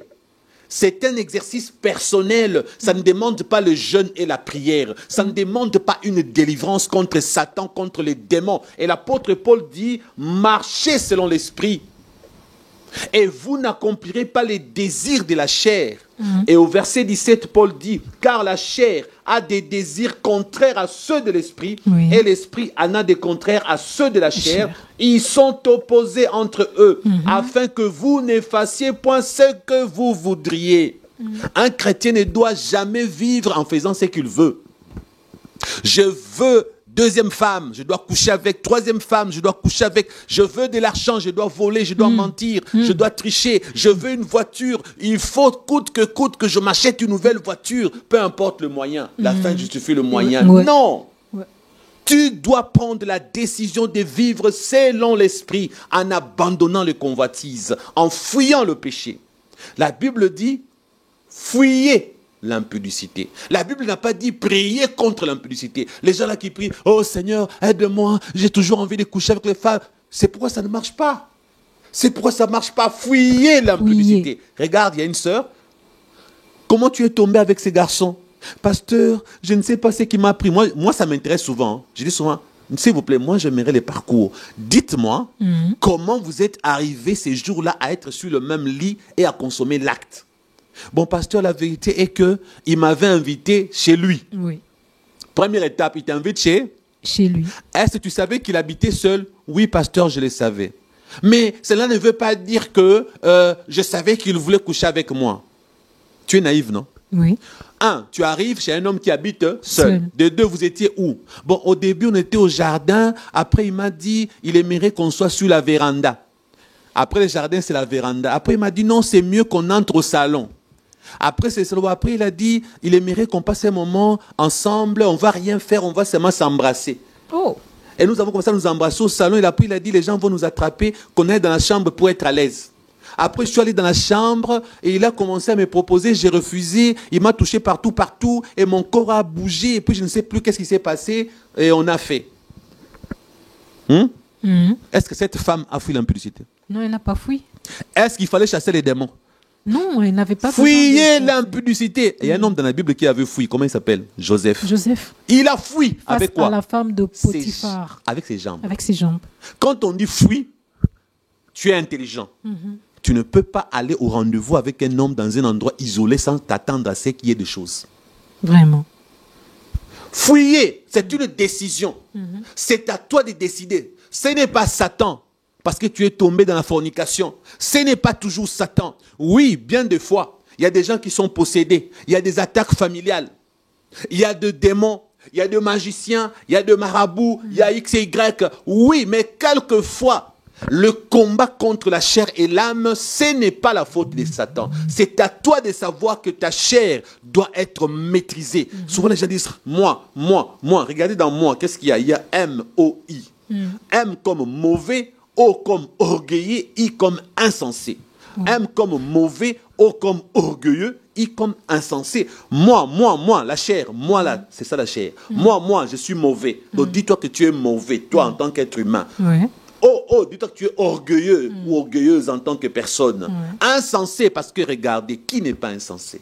Parce que certains péchés que nous faisons, nous les humains, à un moment, si on regarde bien, on est des fous, on est insensés. Non, mais c'est vrai.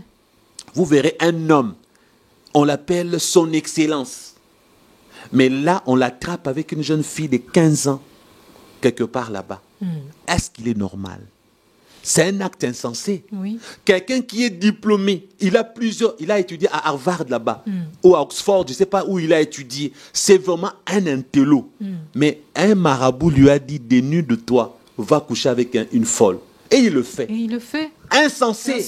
La chair. Oui. On veut le pouvoir. On veut la gloire. On veut l'argent. Oui. On est insensé. Orgueilleux, pourquoi? Le matuvisme. Les gens doivent savoir qui je suis. Non, il ne faut pas qu'on sache que je suis faible. Non. Les gens doivent avoir l'image d'un grand serviteur de Dieu. Pasteur Christian, l'homme qui ne pêche jamais. Pasteur Christian, il cache l'onction. Il a un bon passé, il n'a rien fait de mal. L'orgueil. Et on est mauvais, orgueilleux, insensé. Lorsque tu luttes contre le mauvais, contre l'orgueil, contre l'insensé que tu es, tu dis alors, le premier ennemi, c'est pas Satan, c'est moi-même. Et là où Paul dit, et Pierre a précisé, tu n'es que pèlerin. Paul dit, marchez selon l'esprit et vous n'accomplirez pas les désirs de la chair.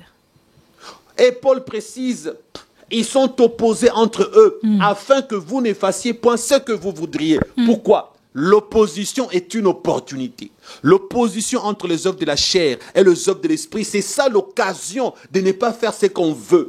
Comme il y a opposition, moi en tant qu'enfant de Dieu, je m'accroche à cette opposition. J'ai choisi l'esprit, alors je refuse de faire ce que je veux. Ce que je veux, c'est ça la chair. Ok. Mais ce que l'esprit veut, c'est que je m'abstienne de tout péché, de suivre. Alors j'ai choisi de crucifier ma chair. Première victoire contre soi-même. Le diable n'est pas toujours coupable de tout ce qui nous arrive, parce que quand tu vis dans le péché, tu as ouvert les portes spirituelles. Au fond, c'est tes convoitises, c'est tes propres péchés qui invitent Satan et les démons. Venez, je vis dans le péché. Venez, je vis dans la convoitise. Venez. Alors en ces moments-là, ils viennent en courant. Les innocents Satan, démons, trouvent l'opportunité de venir, tu les as invités. Alors en ces moments-là, quand ils viennent, tu es toujours coupable. C'est de ta faute parce qu'on t'a ensorcelé. C'est de ta faute, on t'a ensorcelé parce que tu vivais dans le péché. On t'a maudit parce que tu vivais dans le péché. On a détruit ta vie par le sorcier à cause de tes péchés. Tes portes ouvertes. Commence par comprendre que tu es le propre sorcier de ta vie. C'est ta propre faute s'ils ont eu raison de toi. Parce que si tu vis selon l'esprit, si tu marches dans la crainte de Dieu, dans la haine du péché, Satan viendra, il ne trouvera pas l'entrée. Il ne trouvera pas les ouvertures. Les démons viendront, ils ne trouveront rien. Les sorciers vont attaquer, le marabout vont attaquer. Ils ne trouveront pas des ouvertures. Ils vont échouer parce que les portes sont fermées. Et ton âme est protégée. Mais lorsque Satan trouve l'opportunité, tu restes coupable. Donc les chrétiens doivent savoir que ce que Satan arrive à faire dans notre vie, bien souvent, c'est par notre propre faute. Avant de chercher les démons de la famille, le sorcier X, marabout Y, c'est la faute de X. Et regardez, même Adam et Ève, lorsqu'ils ont péché, à qui la faute? Souvenez-vous, ils étaient saints. Oui, ils étaient saints.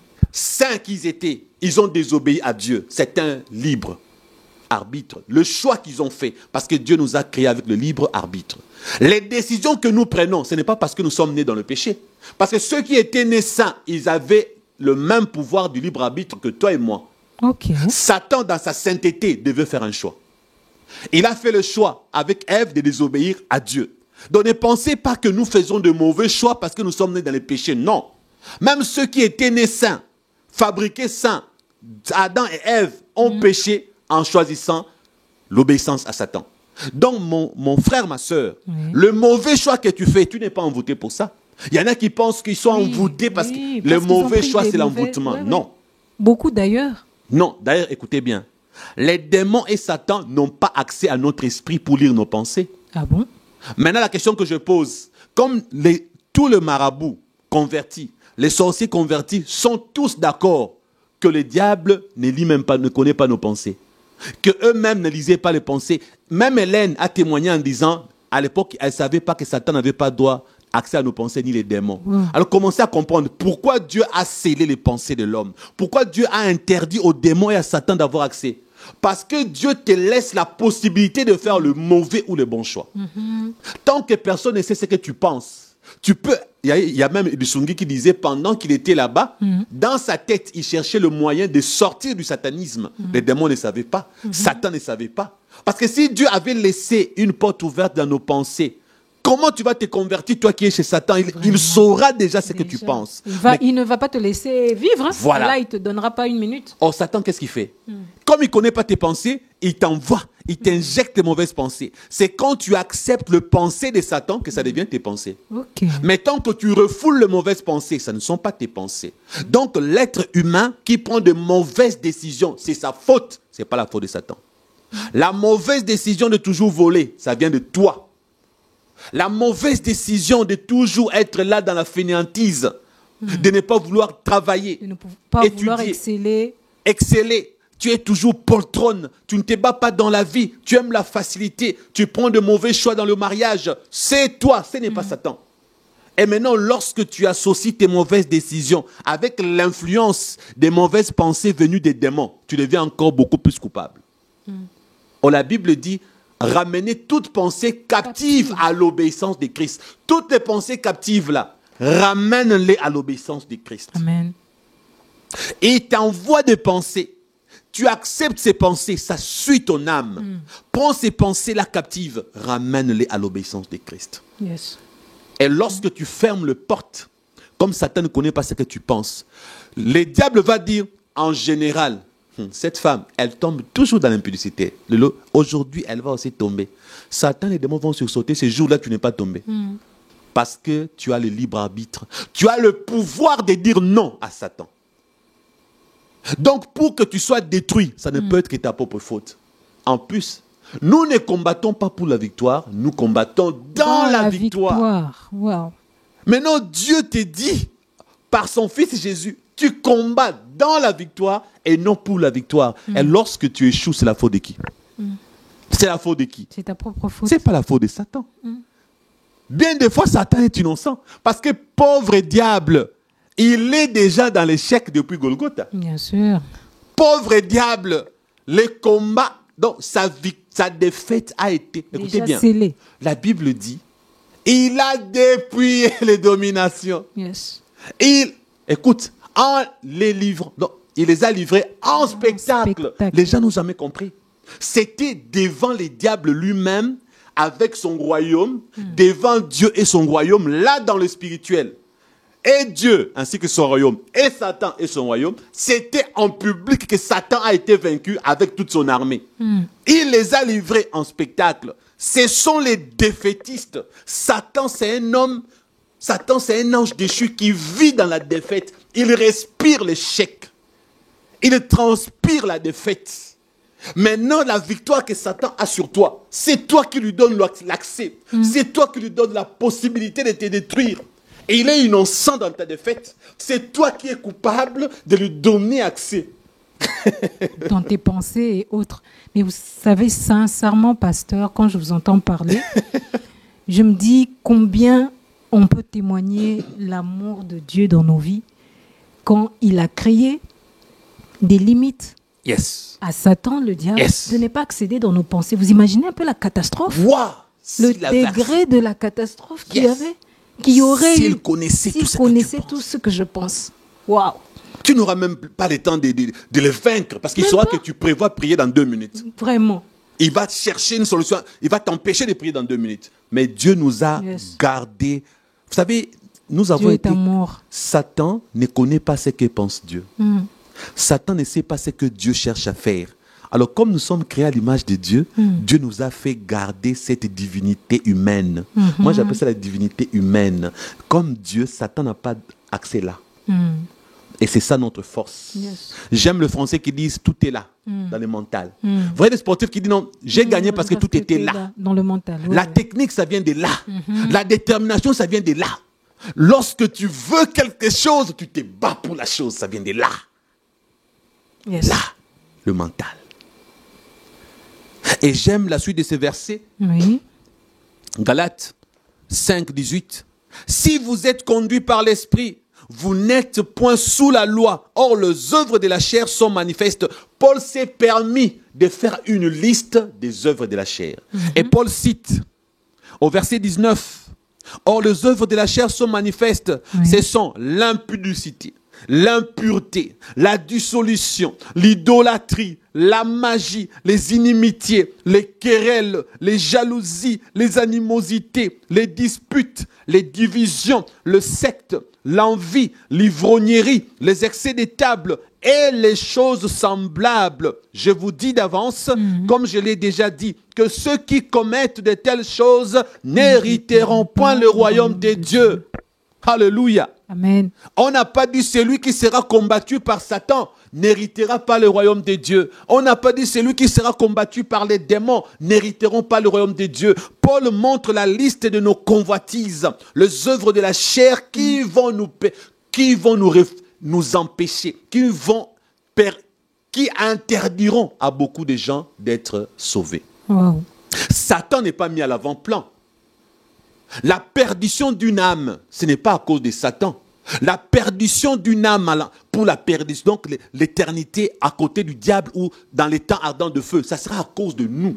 Ça ne sera pas à cause de Satan. De notre propre chair. Ça sera à cause de notre propre chair que nous serons perdus. Ça ne sera pas à cause des démons, à cause de marabouts, à cause des sorciers. Les combats spirituels que tu livres contre Satan ne te sauveront pas.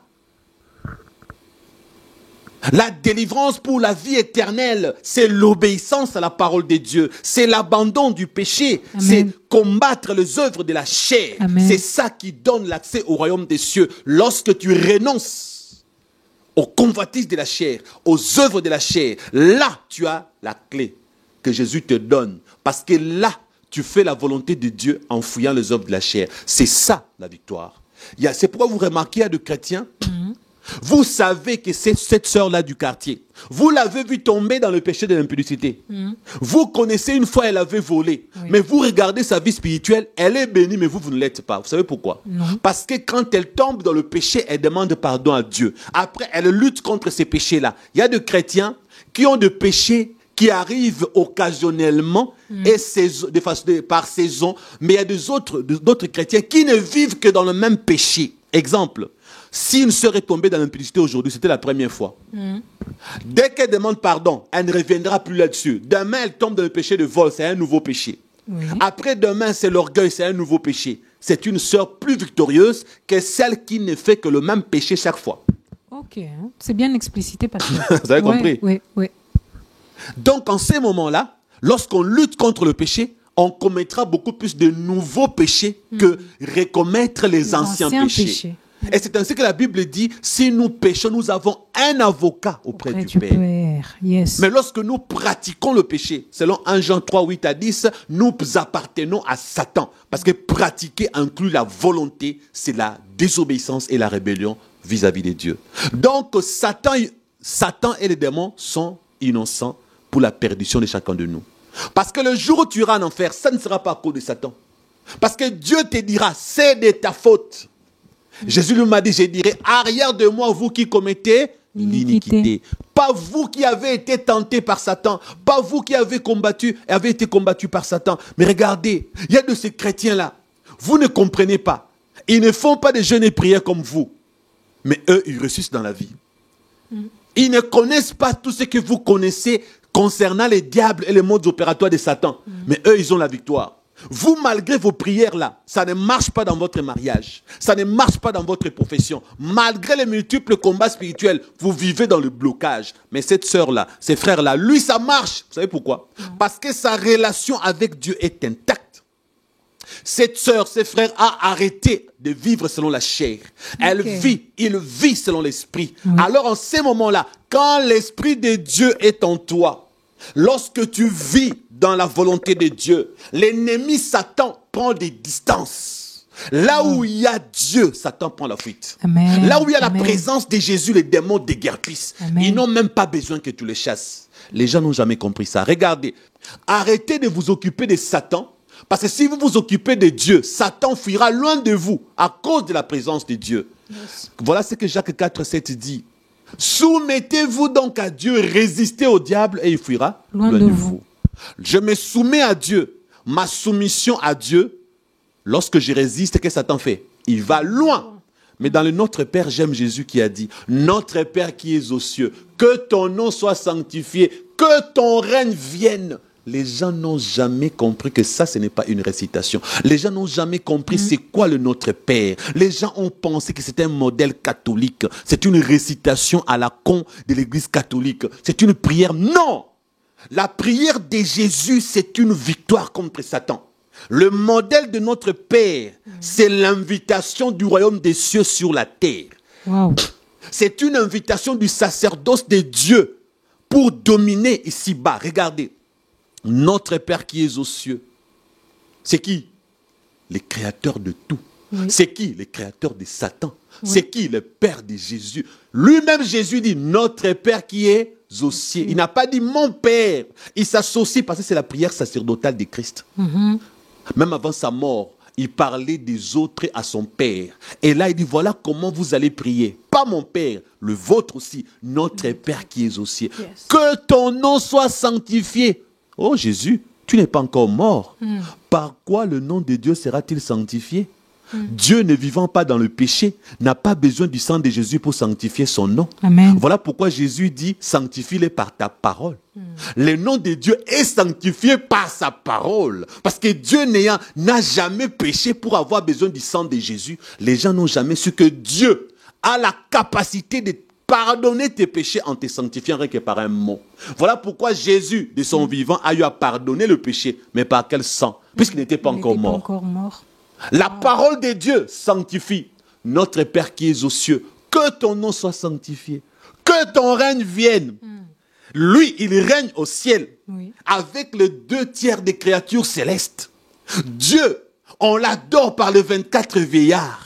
Dieu, les séraphins, les chérubins, les archanges, tous les êtres célestes sont là en train de régner avec Dieu. Ils sont dans la gloire avec Dieu. Et Jésus dit que ton règne vienne. Où? Ici, bas sur la terre. Où? Paul a dit, ce n'est plus moi qui vis, c'est Christ qui vit en moi. Parce que le règne là dont parle Jésus, c'est ce règne-là. Lorsque Dieu descend en toi par son Fils, le règne de Dieu habite en toi. Le royaume des cieux est en toi. Comment Satan va venir dans le royaume de Dieu alors qu'il a été chassé? Comment Satan viendra là où Dieu est en train de régner avec ses anges en toi? Comment il va s'approcher de toi? Il ne va même pas oser. Tu n'as pas besoin de jeûnes et prières de 40 jours. Tu n'as pas besoin de connaître le mode opératoire de Satan de façon exagérée. Tu n'as pas besoin de livrer bataille en sautant, en criant. Le règne de Dieu en toi, ce n'est plus moi qui vis, c'est Christ qui vit en moi, a dit l'apôtre Paul. Lorsqu'il règne en toi, les diables et les démons déguerpissent. Amen. Vous voyez ça? Oui. Notre Père qui es aux cieux, que ton nom soit sanctifié, que ton règne vienne, et c'est pas fini, que ta volonté soit faite sur la terre comme, pourquoi? comme tu es descendu, comme tu règnes à moi, comme Paul a dit et Pierre, je vais vivre selon l'esprit. Je mettrai ta parole en pratique. Que ta volonté règne dans ma vie.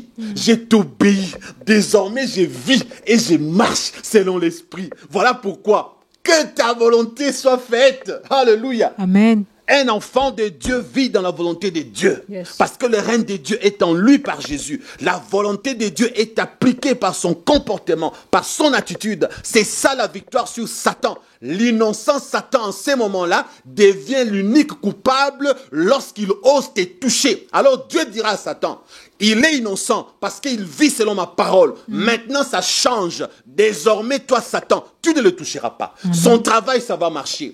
Ses études ça va aller de l'avant. Tout ce que mon enfant fait, ça va marcher. Et Jésus lui-même va botter l'arrière-train de Satan. Wow. Sans pour autant que tu ne bouges les petits doigts. Il y en a qui pensent que la victoire passe par des jeûnes. La victoire passe par des nuits blanches. Frères et sœurs, la présence de Dieu dans ta vie, c'est la victoire sur Satan. Amen. Et regardez, il y a des chrétiens, ils ne combattent pas comme vous. Ils ne font pas de jeu, mais ils sont là, ça marche dans leur vie. Yes. Ils n'ont pas sacrifié papa et maman. Ils n'ont tué personne. Dans leur vie, ça marche. Ils ont de vrais boulots. Ils ont des maisons et ils sont chrétiens. Oui. Et ils servent Dieu. Alors les jaloux commencent à dire, ah, leur argent là, c'est, moi je pense que c'est l'argent de Satan. Non!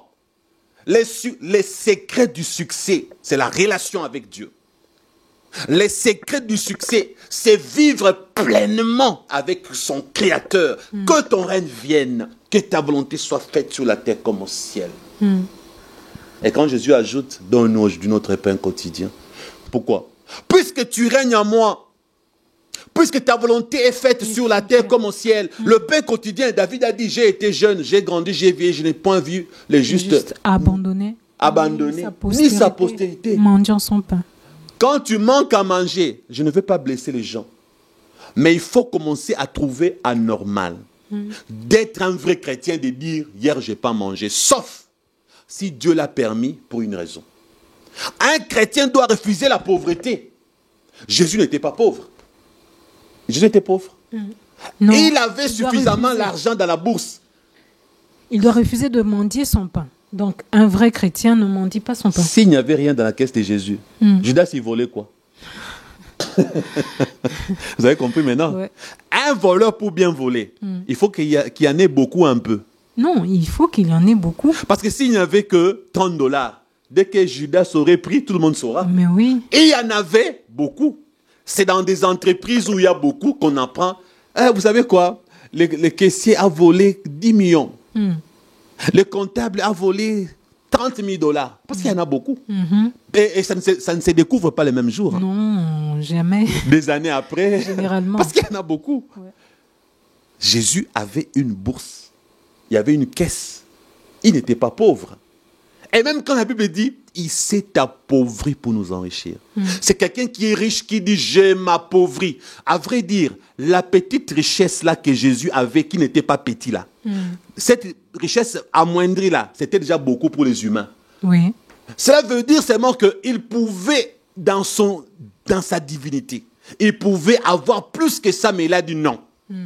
Je préfère m'appauvrir devant les humains, pour les enrichir, eux, de toutes les bénédictions spirituelles et matérielles. Amen. L'évangile de la prospérité n'est pas un évangile satanique. Ça dépend de qui l'a prêché et comment il l'a prêché. Ah bon? Donc ceux qui pensent que l'évangile de la prospérité est un évangile de Satan, c'est faux. C'est faux, regardez. Dans mon ministère, j'ai des gens qui sont bénis financièrement, voilà pourquoi ils me bénissent. Mais si ces gens-là n'étaient pas bénis financièrement, comment moi je serais béni? Ah oui. Regardez moi-même, toi et moi, avec l'argent de Canal+, nous avons financé ces ministères. Oui. Et si on n'avait pas cet argent de Canal+, comment on allait financer notre propre ministère? L'œuvre de Dieu a besoin d'argent pour aller de l'avant. Oui. Alors, sans la bénédiction matérielle, comment va-t-on prêcher Jésus? Il faut acheter des micros, qui coûtent cher, de bonne qualité. Il faut acheter des caméras. Il faut voyager. Donc, l'argent, on en a besoin pour servir Dieu. Oui. Alors, si vous dites que la prospérité, c'est un évangile de Satan, donc vous voulez que nous demeurions dans la médiocrité, l'évangile ne sera pas prêché. Exactement. Ce n'est pas la faute de Satan si tu es pauvre. Si toi, ça ne marche pas, il y a des gens qui ont négligé les études. Peut-être c'est par les études que tu vas avoir un bon emploi. Oui. Il y en a qui ont négligé même les relations. Et puis il y en a qui ont mal étudié le temps. Le temps, oui, le temps. Ils n'ont pas utilisé le temps à bon escient. Les temps. Ça les a coûté cher. Ça leur a coûté cher. Voilà. Même la Coupe du Monde de football, c'est chaque 4 ans. Lorsque tu rates la Coupe du Monde, par exemple, de 2018 en 2018, tu ne suivras cette coupe que 4 ans après. Eh oui. Est-ce que tu vivras jusqu'à 4 ans après? On ne sait pas. Lorsque ta saison était 2010, Dieu dit, bon, ta prochaine saison, c'est en 2050. 40 ans après, tu auras 90 ans. Voilà pourquoi il y a eu des gens qui ont été bénis au soir de leur vie. Oui. Et ils n'ont pas bénéficié de cette bénédiction. Oui, parce tu en as connu même au Congo. Oui, vous n'avez plus la force physique qu'il fallait pour vraiment bénéficier de cela à temps plein. Voilà. D'ailleurs, lisons dans la Bible, dans Jérémie 17, 9. Non, lisons dans 1 Chronique 12, 32. Laissez-moi, si je trouve avant vous, je lis. D'accord. 1 Chronique 12, 32.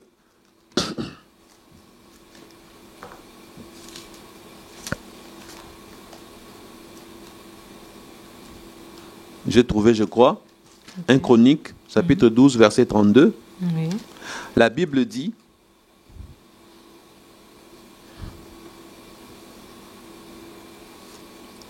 des fils d'Issachar, ayant l'intelligence des temps pour savoir ce que devait faire Israël.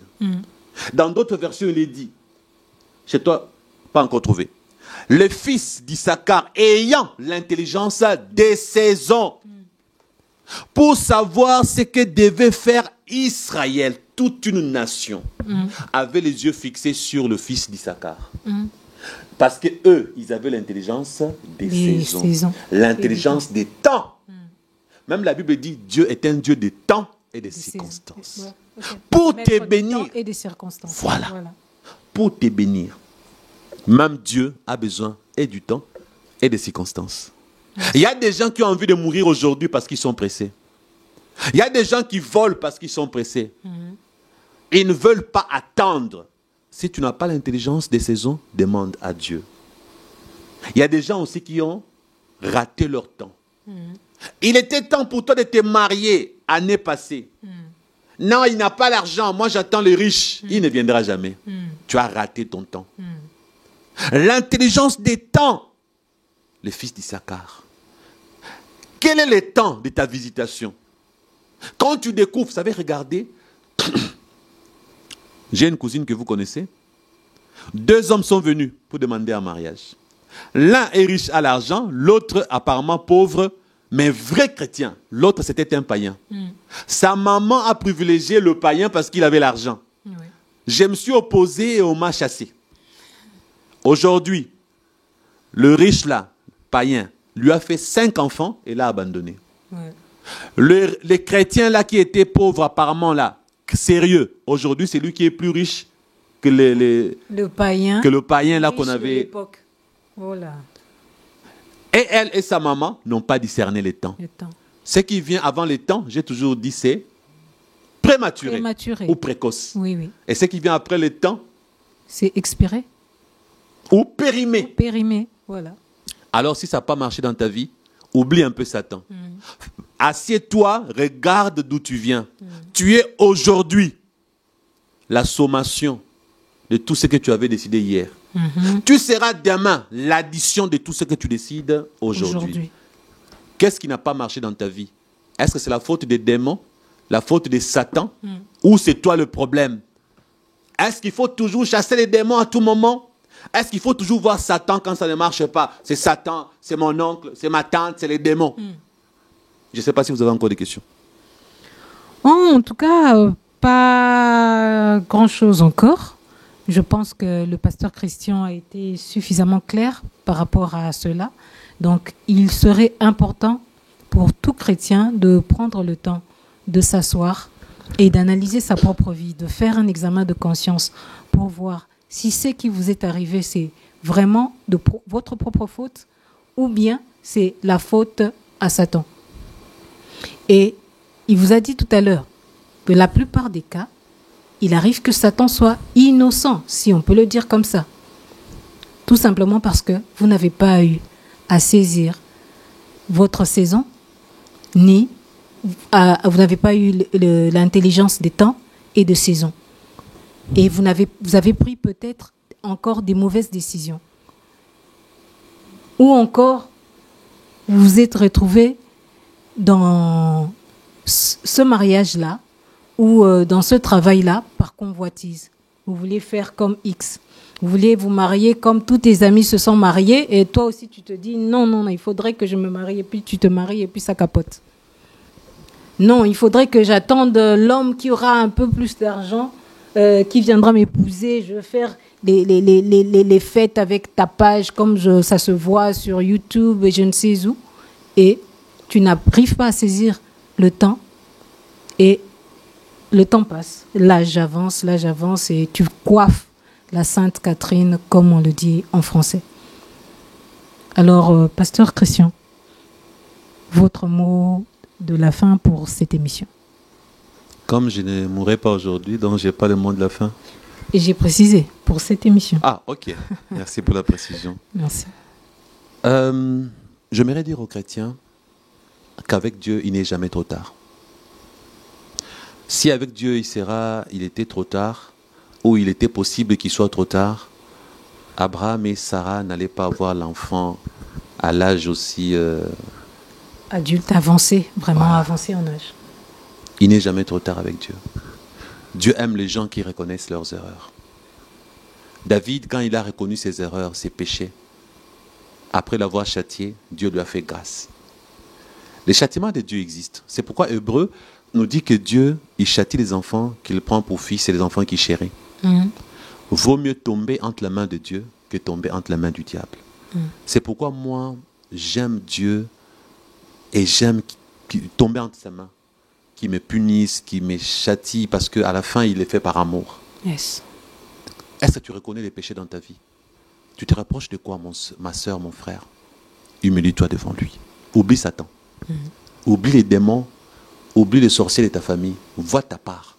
Oui, les sorciers t'ont manipulé. Les démons t'ont attaqué. Satan, vraiment, il a joué avec ta vie. Mais pourquoi? Je l'ai dit. Les portes ouvertes. C'était par ta faute. Dès que tu comprends ta culpabilité, tu comprendras que Satan était innocent. Parce que quelque part, c'est toi qui lui as donné le fouet pour te battre. Alors, avant de livrer bataille contre le monde des ténèbres, livre la première bataille, le premier combat, fais comme Pierre a dit. Il y a une guerre entre ton corps et ton âme. Livre ces combats-là. Souviens-toi que tu es pèlerin, passager sur terre. Fais ce que Paul a dit, marche selon l'esprit. Prends des décisions, arrête avec le péché. Arrête avec les compromissions. Dès que tu vas remplir ces conditions, sans même jeûner et prier, les choses vont changer. Invite le royaume des cieux dans ta vie. Invite la présence de Dieu en toi, que sa volonté soit faite dans ta vie. Si tu ne fais pas la volonté de Dieu, sa présence ne viendra pas. Son royaume ne descendra pas dans ta vie. Christ ne vivra pas en toi. Mais si tu le fais, avant même que tu ne jeûnes, tu vas voir le changement, car Satan déguerpit. Il déguerpit toujours devant la présence de Dieu. C'est tout ce que j'avais à ajouter pour finir. Il ne nous reste plus qu'à vous dire merci de nous avoir suivis. Et à la prochaine, si Jésus-Christ ne revient pas de sitôt. Au revoir.